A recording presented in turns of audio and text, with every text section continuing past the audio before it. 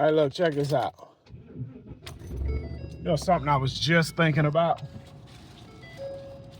I was saying to myself, brother, the Lord has never left me stranded. And I know some of you guys, well, you did it yourself. God doesn't exist. He's a pie in the sky.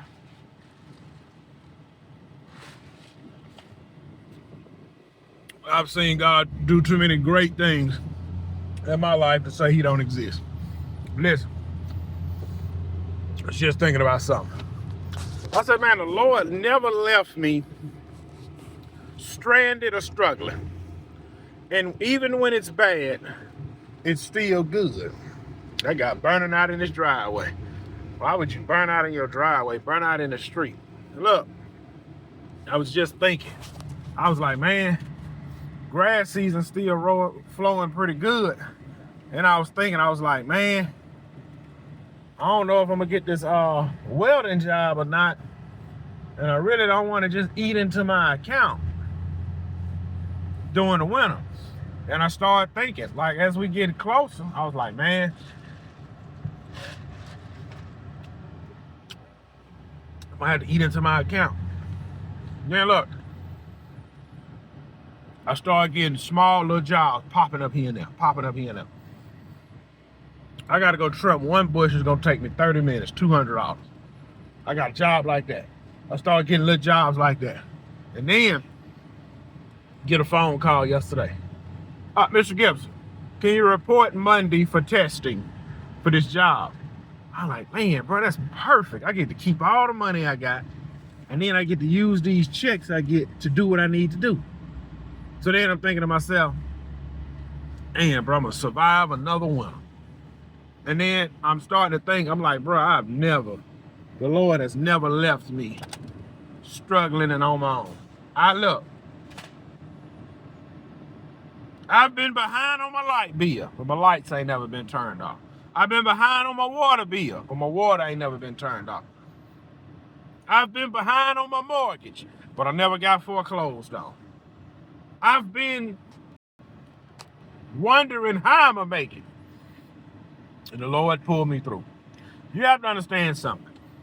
In 2025, everybody says it takes 2 incomes to make it. That is the norm, 2 incomes to survive. I've been married going on 8 years. I have a wife and 5 children. My wife has never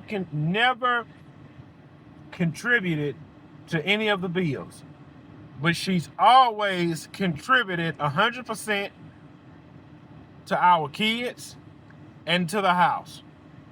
Look, I don't have to come home and help with homework. I don't have to come home and wash dishes. I don't have to come home and change diapers. I don't have to grocery shop. I don't have to take kids to doctor's appointments. I don't have to go any teacher meetings. I don't have to take the kids shopping for clothes. I don't have to deal with sick children. I don't have to clean the house. I don't have to do any of that. But when I make it home, I do help with the dishes. I do help with the laundry. I do help giving the kids a bath, feeding the kids.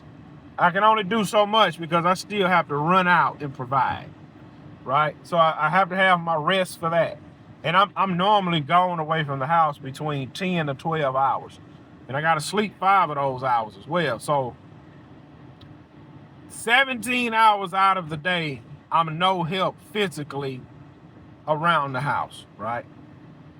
My wife has never one time worried about, I hope he gonna pay the bills this month.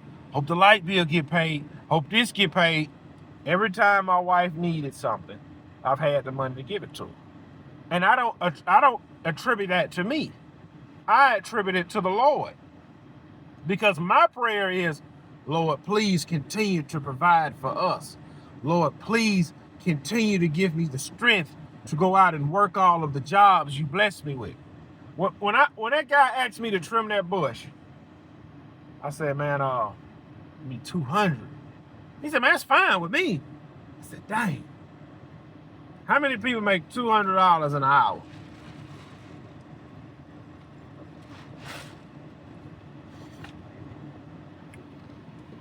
When I go out and cut grass, I make $1,000 in a day.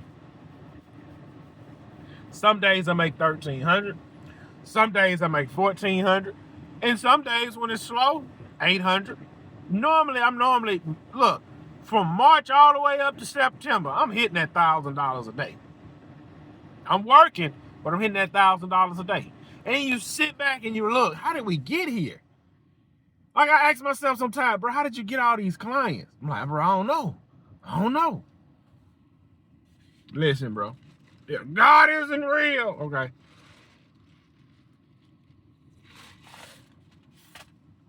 Well, how do you explain guys are billionaires and they don't believe in God?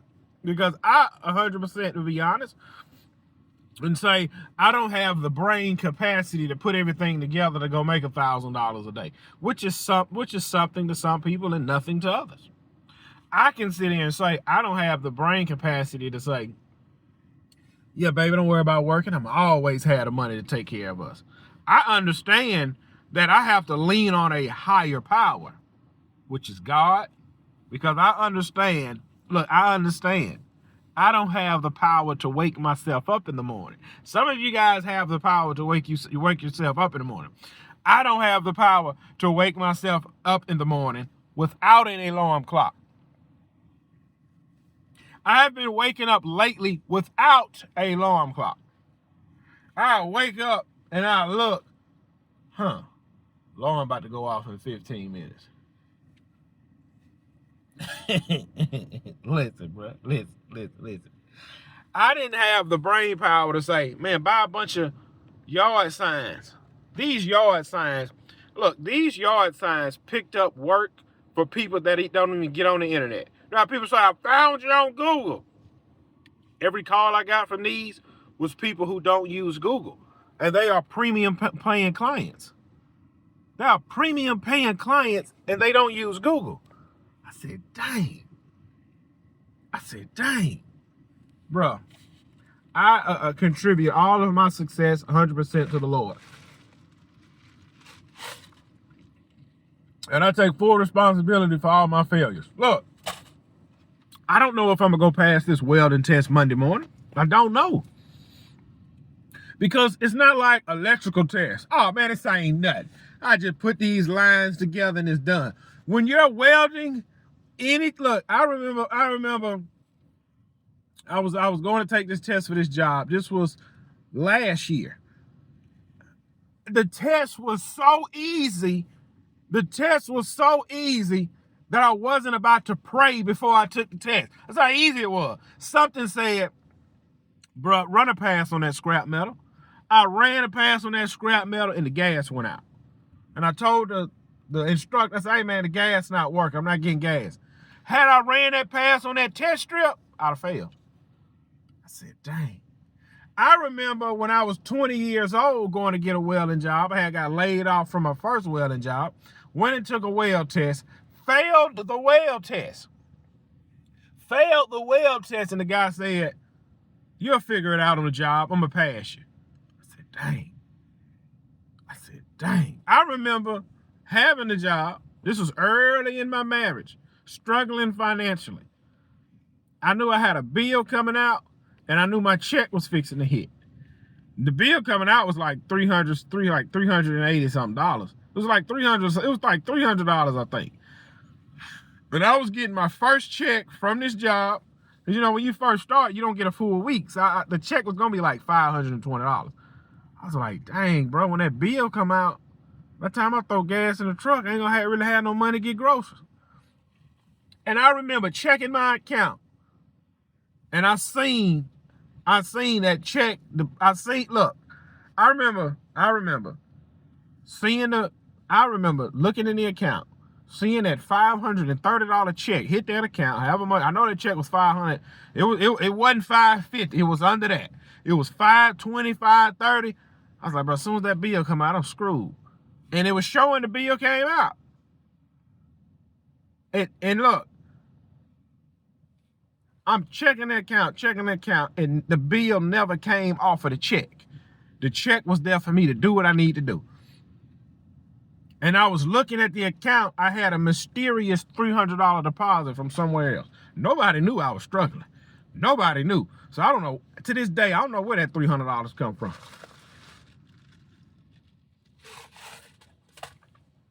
Man, and that may be small to y'all.